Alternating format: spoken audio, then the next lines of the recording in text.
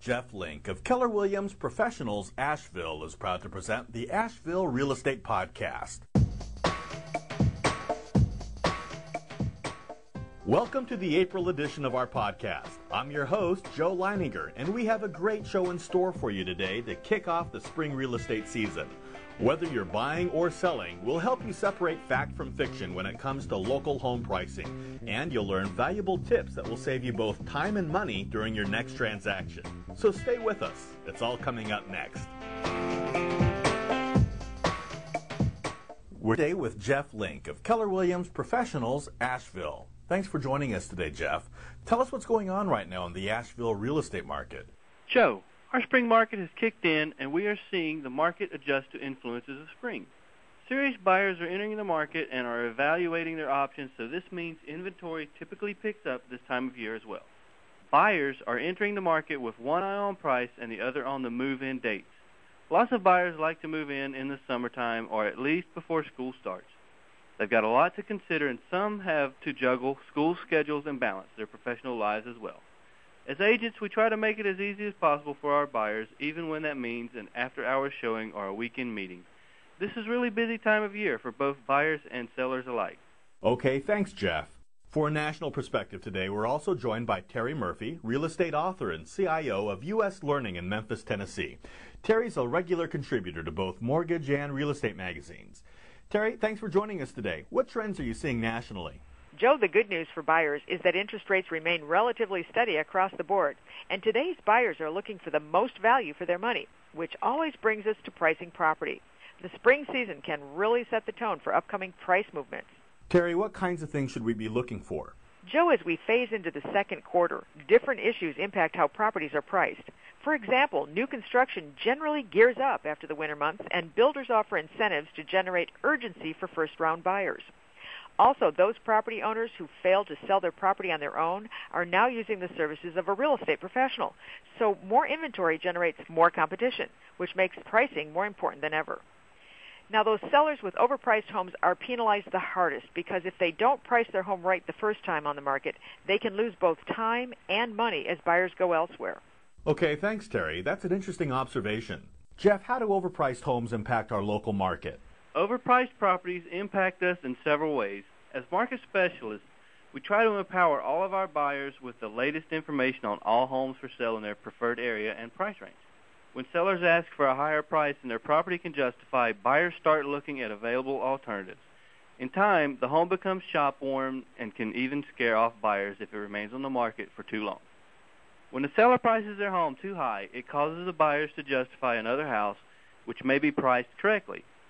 And we can't forget the value of a good appraisal, which is required by the buyer's lender. Homes priced above market value will be less likely to appraise at the inflated value, especially in a level market like ours. This can help protect buyers from paying too much while causing unnecessary delay for motivated sellers. Okay, well, what can we do for sellers to keep them from overpricing their homes? Well, as professionals, it is our job to get the property owner the most amount of money in the shortest period of time and with the least hassles. We always factor in the selling price of recent comparables as a starting point. And then we look at homes that were offered for sale but didn't sell. You'd be amazed at how many homes that don't sell because of overzealous pricing. There is a lot of skill involved in finding the best price as it also relates to location, condition, improvements, etc. The last thing a seller wants is to have their home regarded as the one not to buy when compared to similar properties offering the same amenities. Overpriced homes just don't sell. And more often than not, buyers will begin to think that something might be wrong with that property since it hasn't sold. So as top professionals, we commit ourselves to staying informed of market changes and price fluctuations. This way, we can help our buyers buy more and help our sellers maximize their proceeds. Terry, can you think of any other factors we should be aware of when comparing properties and evaluating homes for sale? Joe, there are a few common sense rules about pricing that do help buyers and sellers approach their next transaction.